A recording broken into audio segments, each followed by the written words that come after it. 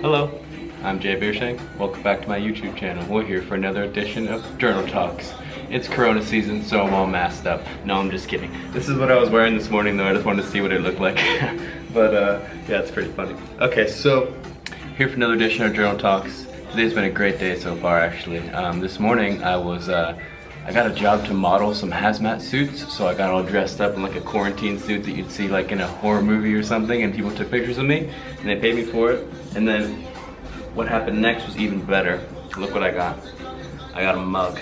You might not think this is very significant, but here in Thailand you cannot buy any kind of like plates or cups or anything like that from the supermarket right now, because they have like tape across those areas, because I don't think they want people to feel enticed to maybe throw like a dinner party, so you can't buy any new plates or anything like that, anything that you could use to maybe like host a party. And you can't buy weights either. I've been trying to get some weights for my apartment, but you can't do that because maybe they don't want to entice people to host outdoor workouts for the community. I don't know, but either way, the guys who were taking my pictures this morning gave me that mug, and it was just like godsend, because I love coffee and I love tea, but I've been using like these paper cups that I have to buy like a new one every single day because it starts to deteriorate. So awesome. Anyway, that's what I'm doing this morning. I'm feeling good. I gotta do some gardening later for my friend, and I'm excited for that, but that's not what we're here to talk about. We're here to talk about journals. So let's see. Oh wow. Okay, cool. This is awesome. So this was, have you heard of the book Meditations by Marcus Aurelius? I haven't reviewed it actually. Maybe I should, because I've been reading it now for about 3 months. And what I do is I take a excerpt from that book, I write the quote up top, and then I translate the quote into more user-friendly language, because Marcus Aurelius' way of talking is a little bit straightforward, a little bit military, a little militant, and not so pragmatic for me with my more kind of lofty spiritual ideals. So I changed them. So we have two here, February 14th. They were both on February 14th. Maybe we can go through them both, I don't know. Because they're the same day, so basically the same entry, right? But if we get bored of here, then I'll switch and I'll just call one. But either way, so Marcus Aurelius, Book 7, Meditations. Book 7, the book is divided into chapters, and each chapter is the book. So this is chapter 7, February 14th, Marcus Aurelius, Meditations. The quote that I'm translating is, "Perfection of character. To live your last day every day without frenzy, sloth, or pretense." So that was the Marcus Aurelius quote. The way the book is divided, it's just like little excerpts. You know, like each chapter has like maybe 30 or 40 or 50 little excerpts. This is one excerpt. So he's saying the perfection of character is to live every day like it's your last day without frenzy, sloth, or pretense. So you can kind of translate that on your own without me going through it. And now I'll tell you how I thought about it on Valentine's Day.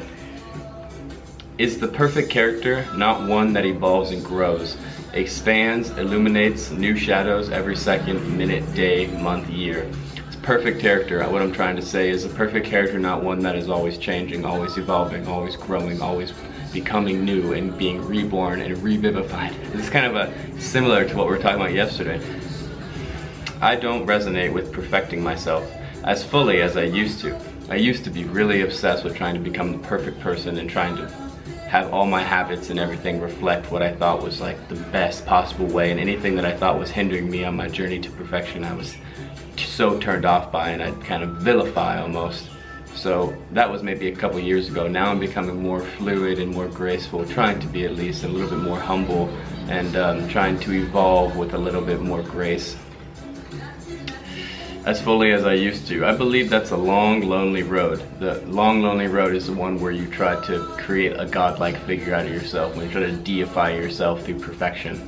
I don't think that's the way to do it. It's a long, lonely road, and not one in a particular accordance with the way. If you're curious what the way is, go check Journal Talk number 1 or check the Musashi book review. We talk about the way there. Yet, I never want to do the opposite unless temporarily necessary for upcoming growth-oriented experience. So I guess what I meant there, never want to do the opposite of trying to perfect myself. So I don't want to become stagnant and not become ambitious and not do things every day to try to become a better person. I don't want to always just be like, oh, I'm okay in the present moment and I don't need to change, just need to accept myself as a perfect foundational being of spirituality and light, you know, without needing to progress because I'm just perfect the way I am and the only thing I need to do is accept myself. That's, I think, what I was saying there. That's the way I don't want to be. So there's a happy middle there. I don't believe the road to perfection is paved with one highly righteous deed after another. I don't quite believe anymore that perfecting is the way to perfection. So what I mean there, you know, is kind of the same thing I was just talking about. Like, you have to just do one right thing after another, and once you're able to just do the right thing every single second, then you're perfect. That just is such, now I say it and I realize how rigid and militant that kind of view is and how deadly it is to evolution and how stagnant it can become so quickly. I think that's a good way to think about this though. I don't believe the road to perfection is paved with one highly righteous deed after another. I don't quite believe anymore that perfecting is the way to perfection. It's a beautiful quote, I think.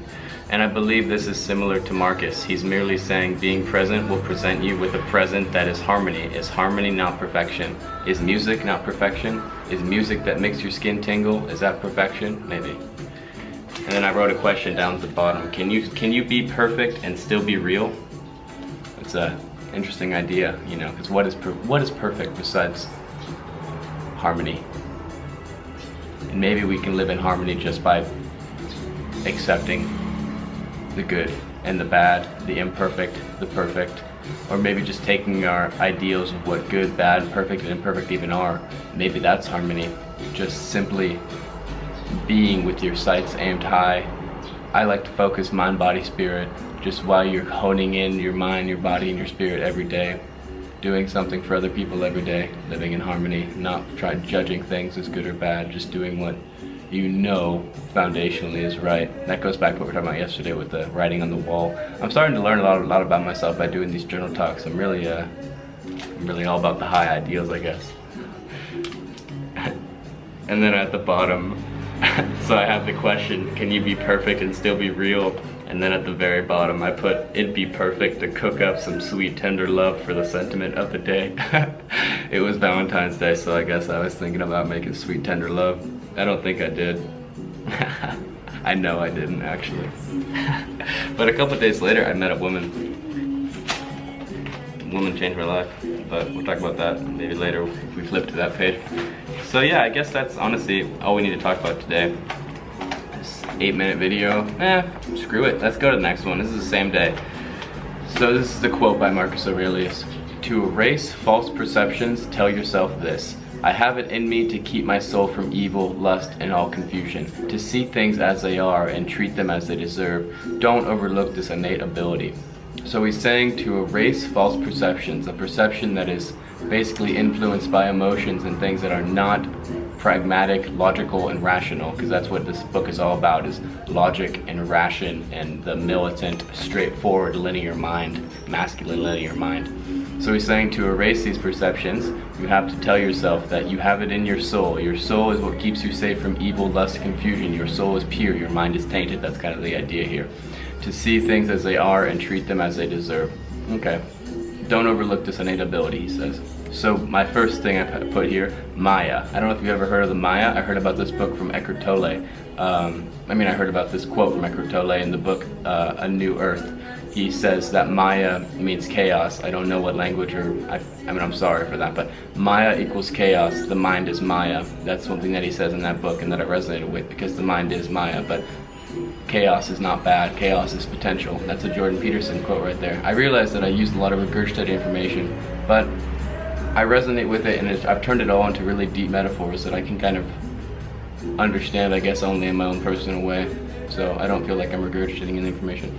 Either way, soul, body, mind. Preservation of the serenity of the soul is innate. Serenity of the mind is foolish.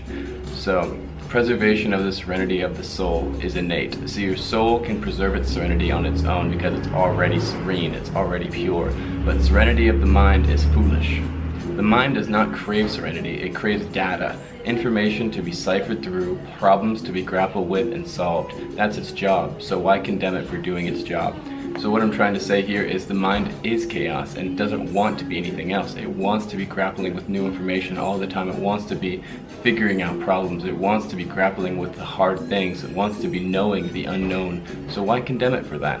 The confusion, evil, and lust, why condemn? When you allow yourself to become a slave to your mind, allowing the mind to use you rather than you using your mind is merely part of your entirety.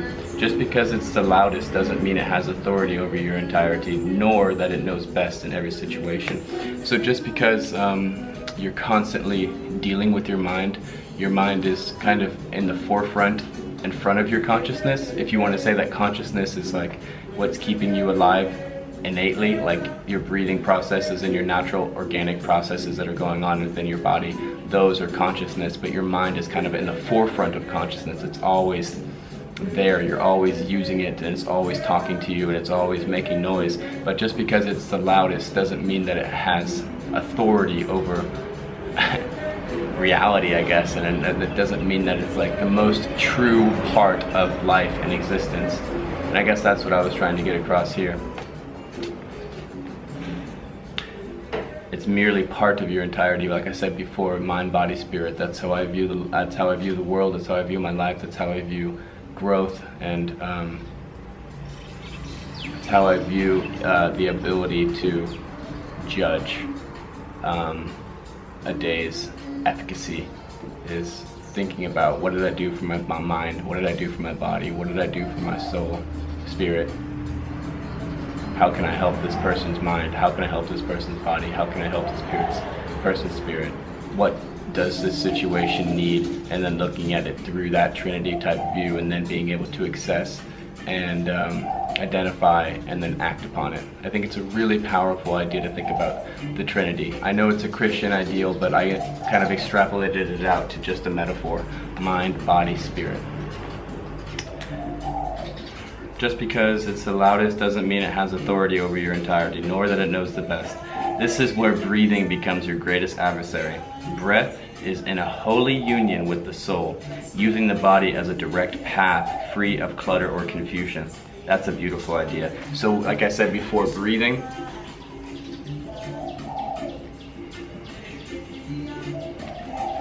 doesn't take your mind. You don't have to think about that. You might have to think to enact upon it. You have to think to begin.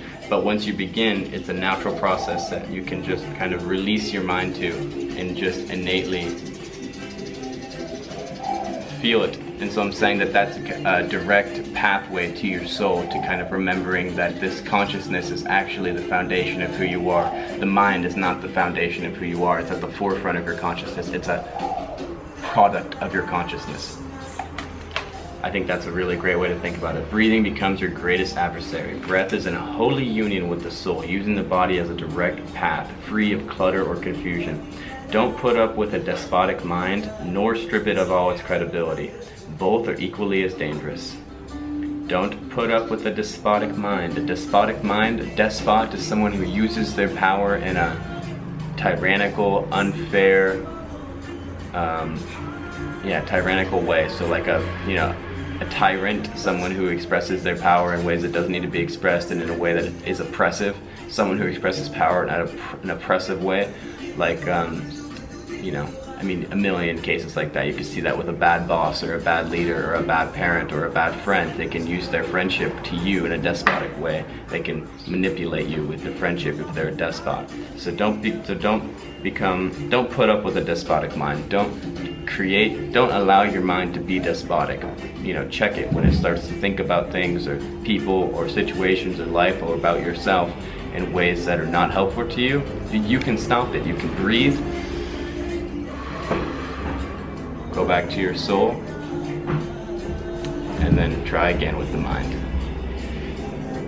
Nor strip it of all its credibility.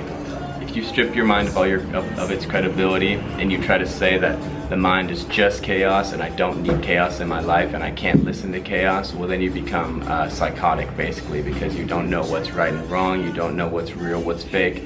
And I've been there. After I read A New Earth by Eckhart Tolle, that book really screwed me up, because that book basically described the mind as the ego, but it said you should disidentify from your ego and never ever listen to your ego, so you should never ever listen to your mind. It's kind of what I got out of that.